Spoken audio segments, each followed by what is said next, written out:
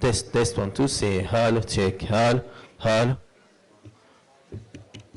Say hello, hello.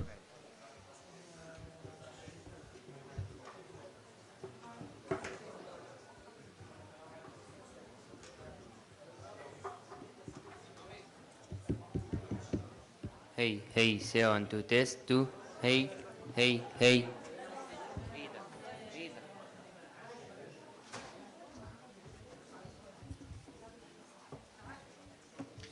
Hello, test. Test.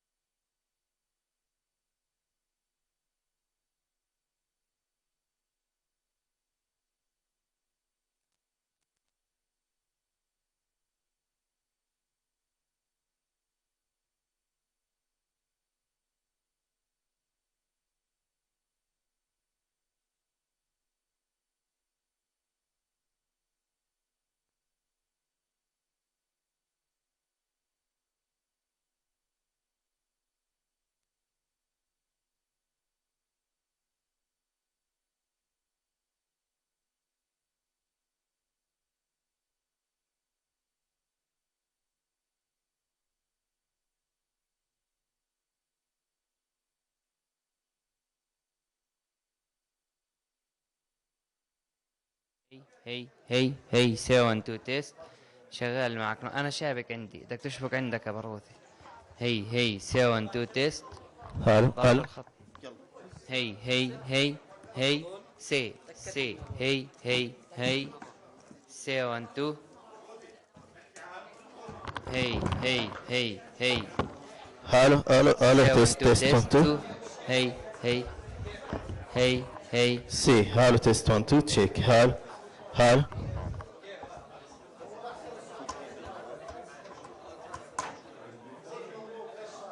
Hey. Say on to.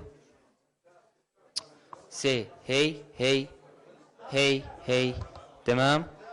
Hey. يلا. Hey, say hey.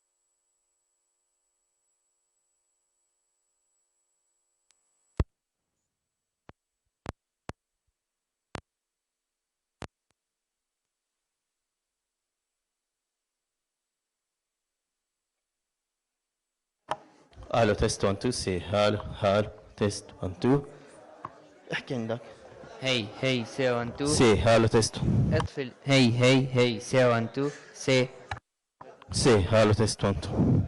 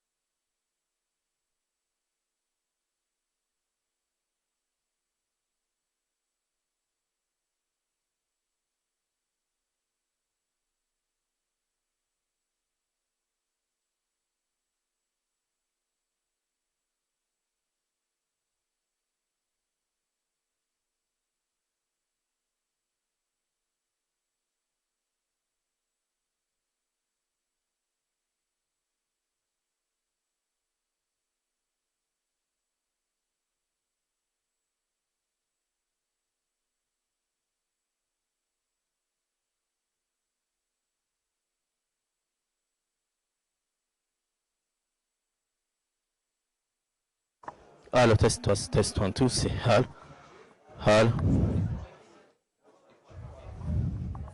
تيست 1 2 سي هالو تيست 1 2 سي هالو تشيك هالو هالو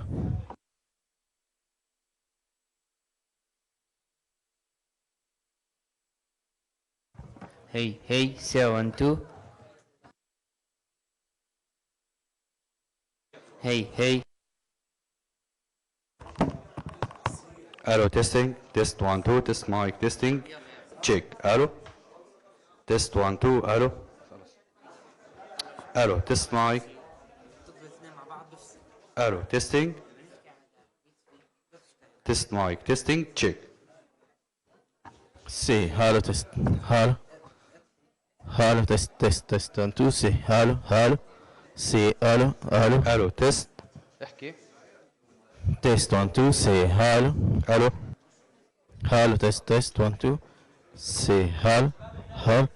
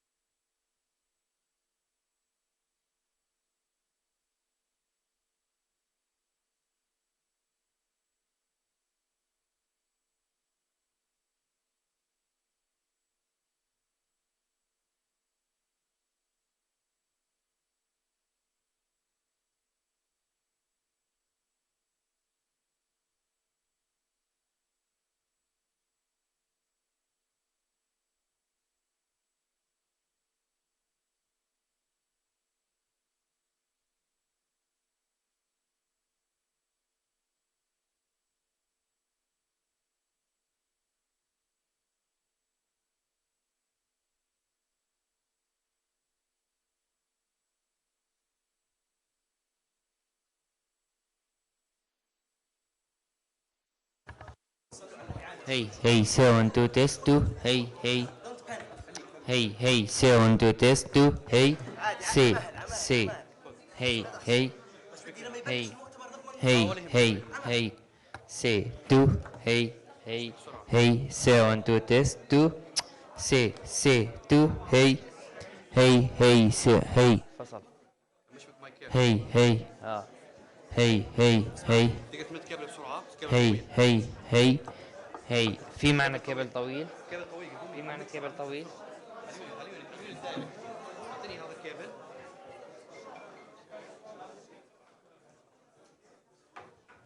الكابل اللي جاي هون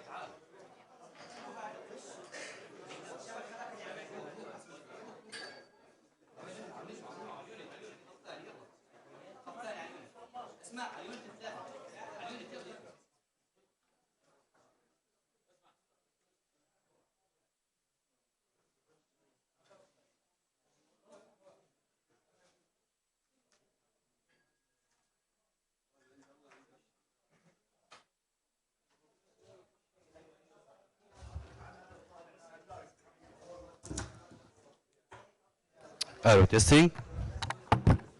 الو تيستينج. اخوان لساته بقطع، لساته بقطع.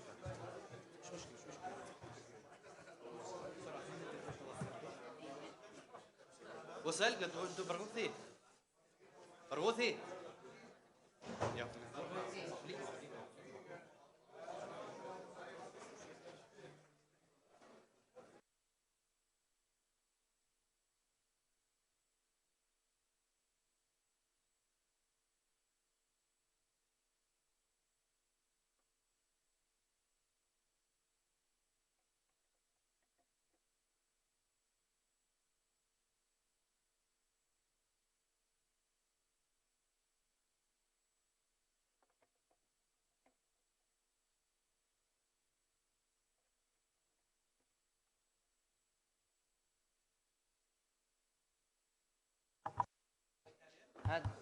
Hey, say 1 2 test 2. Hey.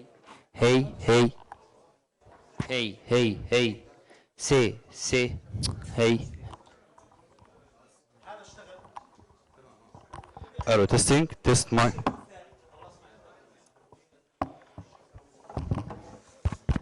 الو تيستينج. تيست 1 2 تيست مايك تشيك. الو تيستينج. تيست 1 2. لا تشبك منه كابل، لا تشبك منه.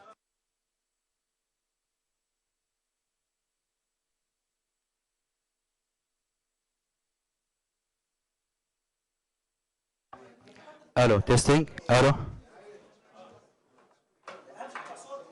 جيب السندات من عند عندك مايك زياده.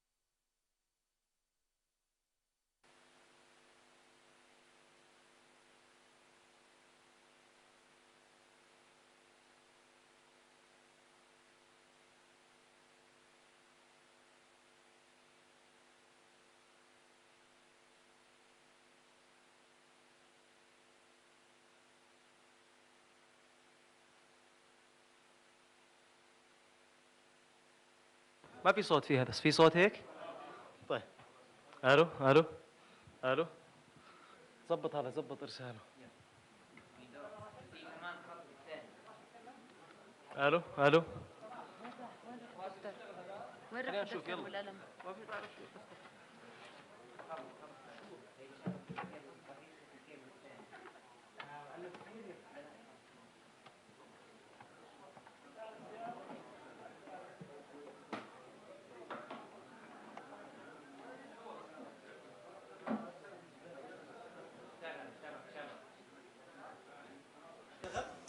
هي سي 1 2 هي هي هي هي هي نزلوا لنا هذا يا شباب. برغوثي نزل بعد وظبطوا هيك خليه يكون جاهز للحكي. هو جاهز. حط هيك بالك.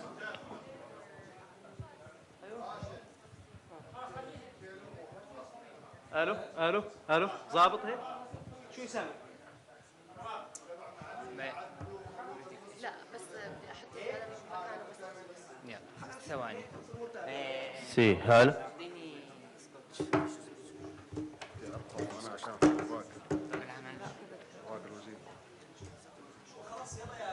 راشد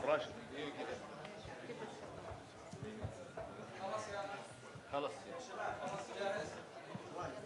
سامر جاهز؟ اي انت قاعد بس اخر شيء هذا. سامر جاهز يعني كل شيء جاهز؟ كل شيء جاهز. طلع خلص جاهز. انا شيكت عليه من فوق وهذول شيء مشيك. خلص خلص يلا يا شباب خلاص. هي هي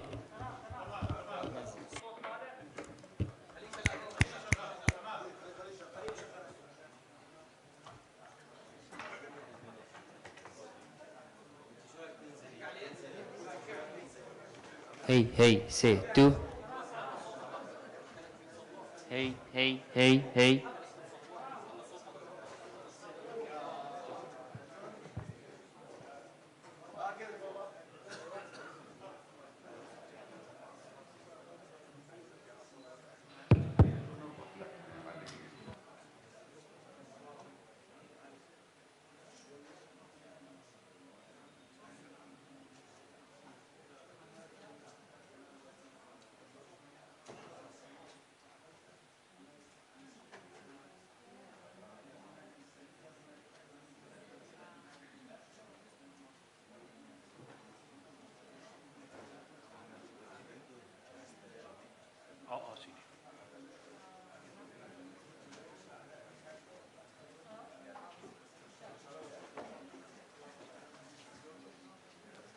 السلام عليكم. بسم الله الرحمن الرحيم. مساء الخير للجميع. رمضان مبارك مرة أخرى. Mr. Secretary General, we welcome you to Jordan in the holy month of Ramadan, a month of worship, of peace, of compassion. Unfortunately, for over 2 million Palestinians in Gaza, this month has been a month of death, of suffering, of indignity as a result of the continued Israeli aggression on Gaza, the destruction of their livelihoods, the denial of their right to food, to medicine and water. What's happening is unacceptable, and it has to end, and it has to end now. Nothing justifies continuing with killing innocent people, committing so many massacres. Nothing justifies denying men, women and children their right to food and to medicine. Almost 1 million Palestinians now are at ICP level 5. That means over 1 million Palestinians are facing famine. Supplies have not been allowed into major parts of Gaza, including the north. So basically what we have is that Palestinians are killed by Israeli bullets, and we're having Palestinians dying from starvation, from dehydration. This has gone on for way too far.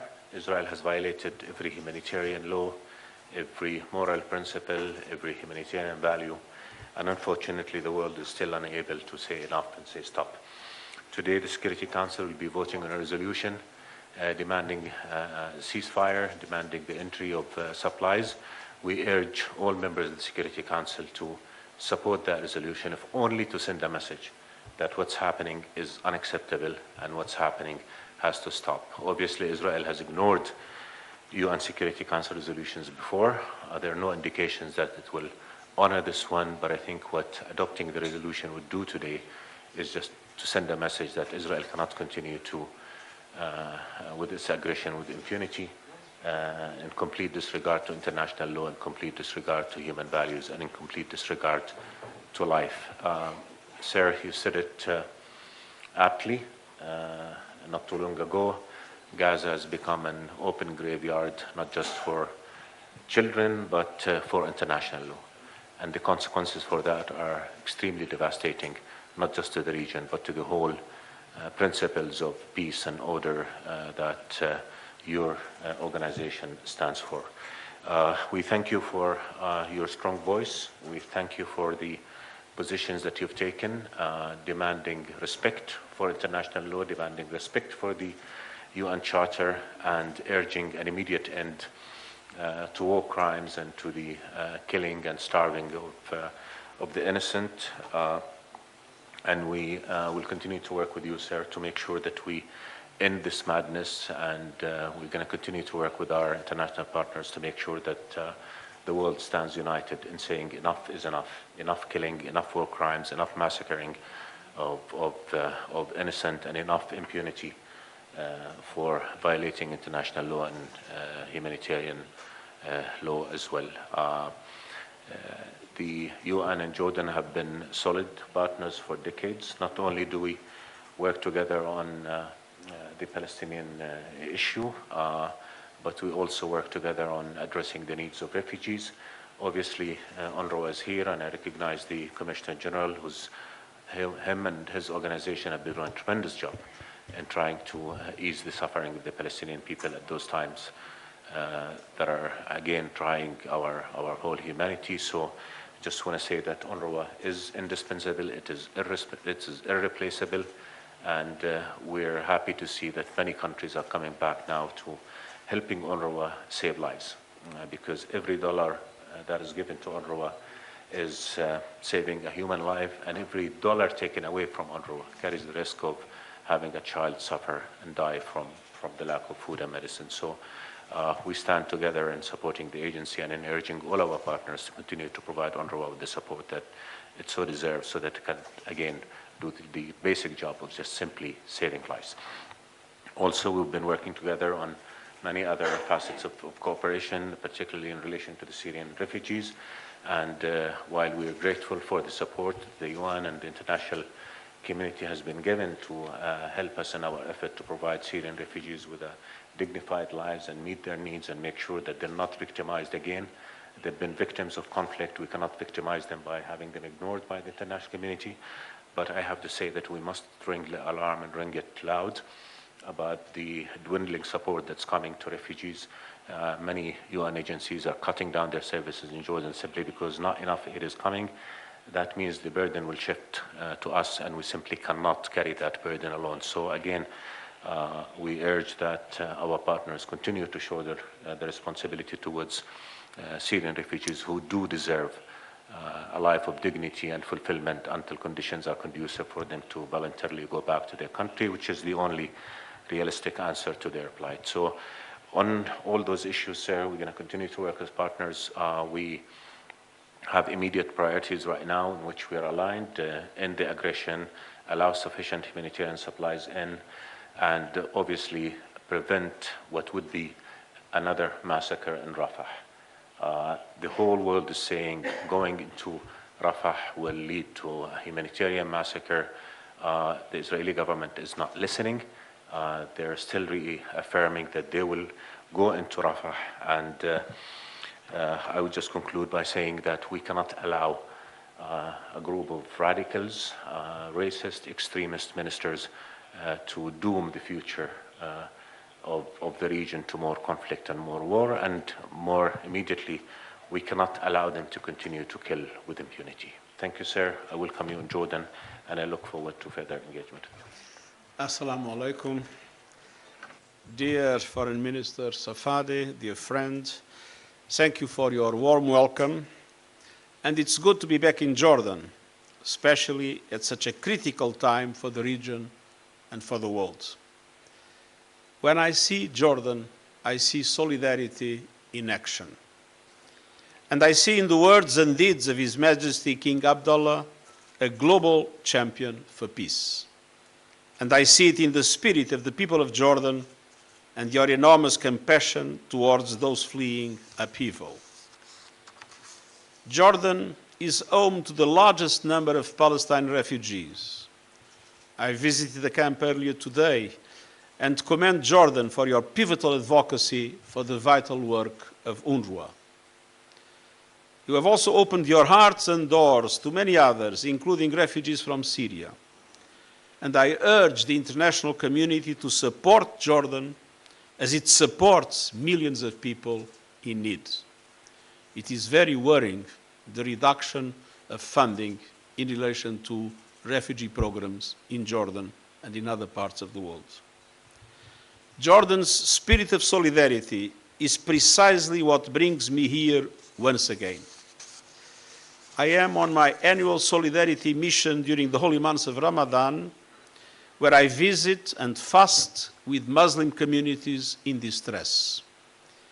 Ramadan is meant to be a period of celebration, but not this year. Hearts are heavy in the region and indeed around the world from the unprecedented and ongoing devastation in Gaza, as well as rising violence in the occupied West Bank. I commend Jordan for your support for de-escalation, including particularly your very important role in East Jerusalem. And I salute Jordan for your relentless effort to get humanitarian assistance into Gaza, including through the personal efforts and wisdom of His Majesty.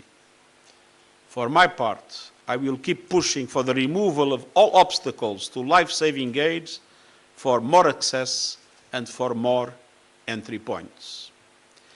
But we must face facts. There will be no sustainable humanitarian solution with an ongoing war as bloody as this.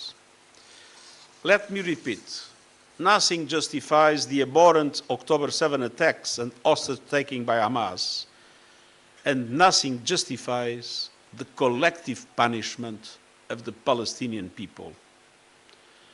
The effective delivery of humanitarian aid requires the immediate delivery of a humanitarian ceasefire. The need is urgent. I was at the Rafah border crossing this weekend, and I met with injured Palestinian civilians and heard directly from our frontline humanitarian colleagues. They are veterans of some of the worst humanitarian crises in recent decades.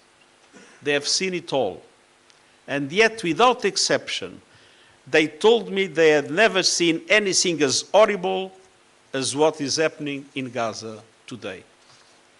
The scale and speed of the deaths and destruction are on an entirely different level. And now starvation is bearing down on Palestinians in Gaza. There is a growing consciousness around the world that all of this must stop. The fighting must end now. The hostages must be released now, and we must not lose sight of the big picture.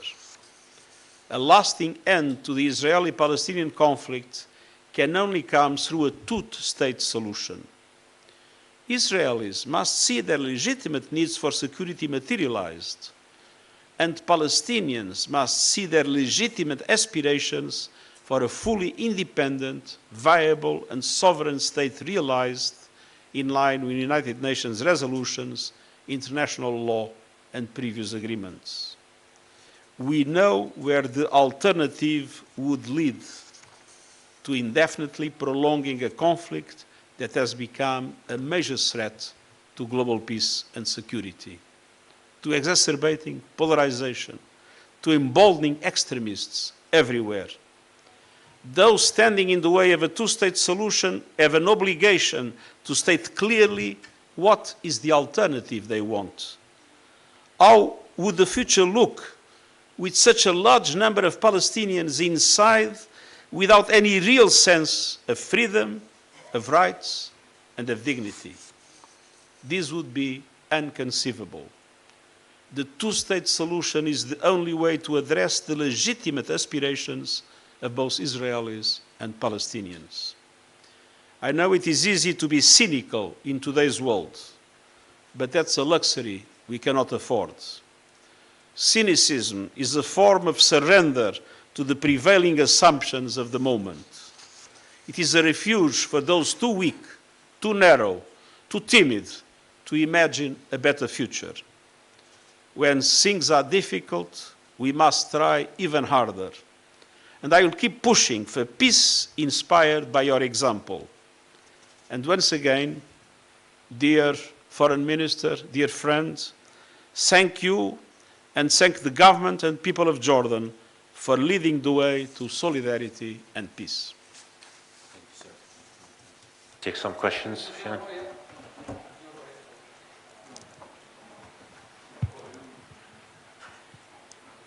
زيد خليفات قناة المملكة بخصوص ما يحدث في شمال غزة. Sorry, the volume is not enough. No, it's the volume. That's it. It's my. تمام. I have to take this out to be able to listening to you. Yes, I can hear you now. ما يحدث في شمال غزة ووقف وصول المساعدات إلى غزة في الوقت الحالي بالتزامن مع موضوع الشروع في الدخول في رفح كعملية برية. كيف تنظر الأمم المتحدة؟ كيف تنظرون أنتم والشركاء في موضوع تخفيف المعاناة، وخصوصا أن هنالك شبه مجاعة ستكون في الأيام القادمة وهي تنذر بخطر كبير على الفلسطينيين الأبرياء؟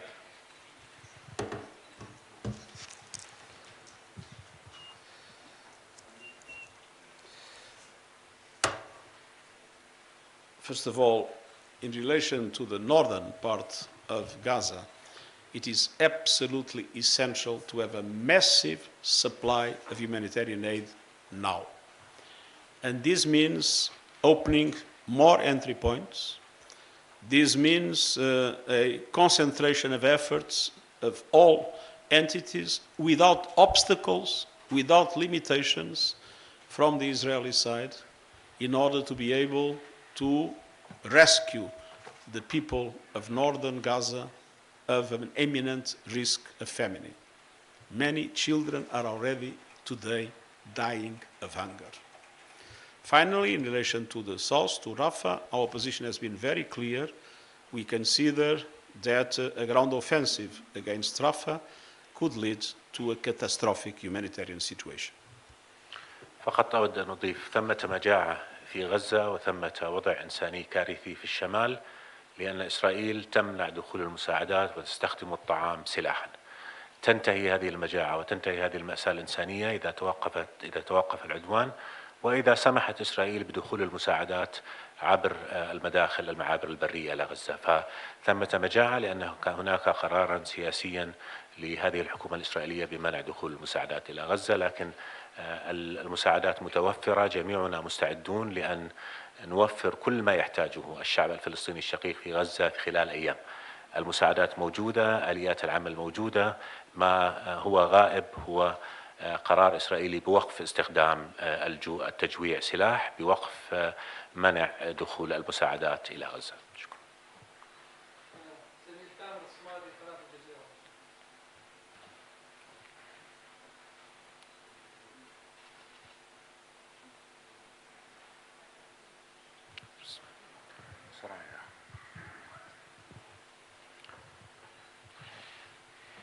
السؤال الأول للضيف. إسرائيل منعت بالأمس الأونروا من إدخال مساعدات إلى شمال قطاع غزة المنكوب حقيقة، وهي تحرض على الأونروا وتتهمها بالعمل لصالح المقاومة الفلسطينية. هل هنالك من دور واضح قد يكون دور دولي للرد على هذا الموقف الإسرائيلي؟ وأيضا كيف تقيمون وضع الشمال في هذا اليوم في هذه الساعة تحديدا؟ السؤال الآخر لوزير الخارجية الأردني أيمن الصفدي. واضح بأن إسرائيل تشتري الوقت حاليا وهي ترفض وقف إطلاق النار. أنتم باستمرار تدعون بشكل متواصل لوقف إطلاق النار، لكن أين هو صدى هذه الدعوة المهمة؟ وهو سؤال قد يوجه إلى الدبلوماسية العربية ككل. أين هو صدى هذه الدعوات؟ وكيف يمكن أن يكون هنالك موقف مؤثر لجعل هذه الدعوات يعني ناجحة وناجعة على أرض الواقع؟ شكرا.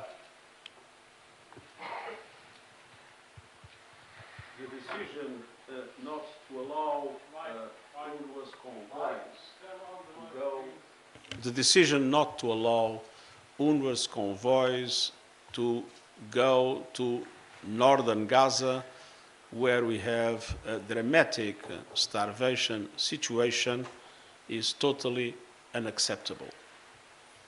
And those that took that decision must assume the responsibility, facing history, of the consequences of the decision in relation to the dramatic situation of the people in northern Gaza, where, as I mentioned, we have already children dying of hunger.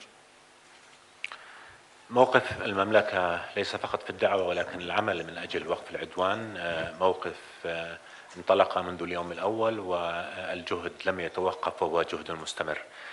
لكن لنكن واقعيين، الأردن وحده لن يكون قادرا على فرض وقف هذا العدوان الذي تتحدى فيه إسرائيل العالم كله. كما قلت، تخرق كل قانون دولي، تخرق القانون الدولي الإنساني، ومستمرة في عدوان بدأنا نرى أن أصواتا أكثر في العالم بدأت ترفضه وتتصدى له. ثمة تغير في الموقف الدولي إزاء العدوان الإسرائيلي، إزاء ما يحدث من تجويع للناس، من قتل لهم، من حرمانهم من المساعدات. لكن ما زلنا نتعامل مع واقع تتحدى فيه إسرائيل القانون الدولي، وتتحدى فيه حتى شركائها. حتى الولايات المتحدة الشريك الأكبر لإسرائيل قالت بعدم شن الهجوم على رفح وطالبت بإدخال المساعدات، لكن إسرائيل تتحدى الولايات المتحدة أيضا، وتتحدى الأمم المتحدة، وتتحدى القانون الدولي. اليوم كما قلت هنالك مشروع لقرار لمجلس الأمن يطالب بوقف للنار، يطالب بإدخال مساعدات. نحث جميع أعضاء مجلس الأمن على تبني هذا القرار، حتى ولو فقط من أجل اتخاذ موقف أخلاقي قانوني بأن ما يحدث من جرائم حرب، ما يحدث من قتل الأبرياء، ما يحدث من تجويع لهم، مرفوض وغير مقبول، ويشكل خرقا لكل ما يمثله مجلس الأمن ويمثله القانون الدولي العالمي. بالنهاية إسرائيل تقوم بما تقوم به لأن ليس هناك ما يردعها عالميا. ما نقوله أن الوقت تجاوزنا الوقت الذي يجب أن تواجه فيه إسرائيل تبعات ما تقوم به. هذه الحكومة الإسرائيلية التي يقودها متطرفون عنصريون لا يمكن أن يسمح لهم بالاستمرار في قتل الأبرياء وبإغراق المنطقة كلها في خطر توسع الحرب واستمرار الصراع. بدلا من إرسال السلاح إلى إسرائيل يجب إرسال الوفود التي تفرض عليها وقف الحرب، يجب إرسال المساعدات، يجب أن تواجه إسرائيل الحكومة الإسرائيلية الحالية عقوبات على ما تقوم به من خرق للقانون الدولي. بغير ذلك نحن نرى المأساة التي تستمر وتتفاقم في غزة، نرى خطر هذه المأساة بالتوسع إقليميا موجود بشكل أكبر، نرى النظام العالمي كله يفقد صدقيته أمام ازدواجية المعايير وأمام خرق إسرائيل لهذا النظام. فبالنسبة لنا في الأردن والجهود التي يقودها جلالة الملك حفظه الله منذ اليوم الأول لم تتوقف، مستمرة، نقوم بما نستطيعه. تبقى القضية الفلسطينية قضيتنا الأولى، يبقى الشعب الفلسطيني وحماية حقوقه ومصالحه وحقه في الحياة أولوية أولى بالنسبة لنا، نكرس كل جهودنا وإمكانياتنا من أجلها. لكننا نحن والعالم كله في مواجهة كما قلت حكومة إسرائيلية هي الأكثر تطرفا في تاريخ إسرائيل، حكومة تضرب بعرض الحائط ليس فقط القوانين الدولية ولكن كل القيم الإنسانية والأخلاقية أيضا، وتستمر في قتل وتجويع الأبرياء. وهذا ما نعمل على وقفه بالتعاون مع كل أشقائنا في المنطقة، مع شركائنا في المجتمع الدولي، مع الأمم المتحدة، مع كل من يريد أن يتخذ موقفا ضد العدوان وضد الباطل وضد الشر ومن أجل الحق ومن أجل الكرامة ومن أجل الإنسانية ومن أجل حق الشعب الفلسطيني لأن يعيش بأمن وسلام. وأبعد من المأساة الحالية التي نراها. موقف الأردن كان دائما يعمل من أجل إنهاء الصراع من خلال السبيل الوحيد الذي ينهيه، وهو إنهاء الاحتلال وتلبية حق الشعب الفلسطيني في الحرية والدولة ذات السيادة على ترابه الوطني على خطوط الرابع من حزيران 1967 وعاصمة القدس المحتلة. بغير ذلك سيبقى الصراع مفتوحا. تنتهي هذه الحرب، ستبدأ حروب أخرى، لأن سبب الصراع لن يكون تغير، ولأن الناس لا يمكن أن تقبل بهذا الوضع الذي يكرس فيه الاحتلال وتغيب فيه آفاق ليس فقط الحقوق السياسية، ولكن آفاق الحياة بحرية وبكرامة أمام 5 مليون فلسطيني أو أكثر يعيشون تحت هذا الاحتلال.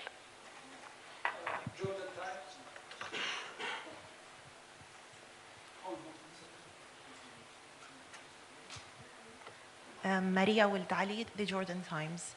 After more than 5 months of brutal violence and collective punishments that inflicted upon Palestinians by Israeli occupation forces, today the Security Council is held hostage by a couple of members who stand behind empty arguments at the expense of Palestinian lives, thereby the Council failing to assume its responsibilities and maintain international peace and security. The question is, how will the UN remedy the diminished credibility of its own promises? And what are the new challenges to conflict resolution that this war presented?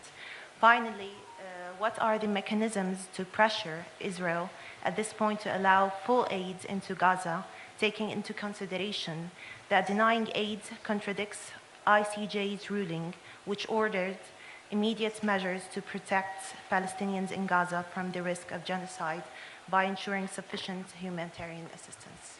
Thank you. I think it's necessary to recognize that the United Nations is a complex organization. In the United Nations, you have humanitarian agencies that are today working in Gaza with an extreme courage. We have already 171 workers, staff members of UNRWA that were killed in Gaza. And they are United Nations. So you have in the United Nations extraordinary examples of courage and generosity and solidarity with people suffering. The United Nations is also the General Assembly that has assumed clear positions in relation to this conflict. The United Nations is the Secretary General that has been assuming, on behalf of the Secretariat, clear positions in relation to this conflict. And the United Nations is also the Security Council.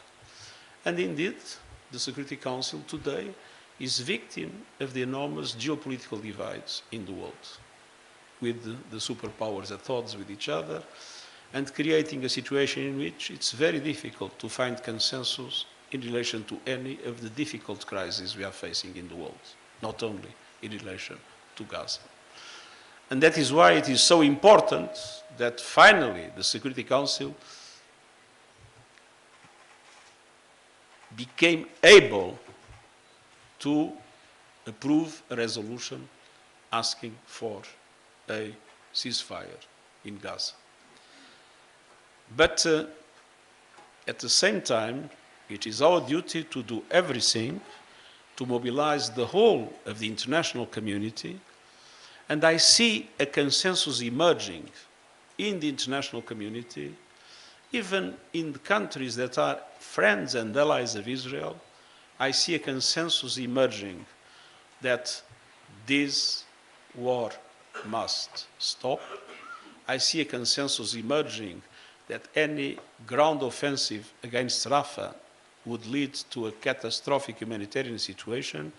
I see a consensus emerging in the international community to tell Israel that, fully recognizing the grievances caused by the horrific attacks of Hamas in the 7th of October, fully recognizing the drama of the hostages that need to be immediately and unconditionally released, fully recognizing those aspects, nothing can justify this collective punishment of the Palestinian people that is causing such an immense tragedy in Gaza.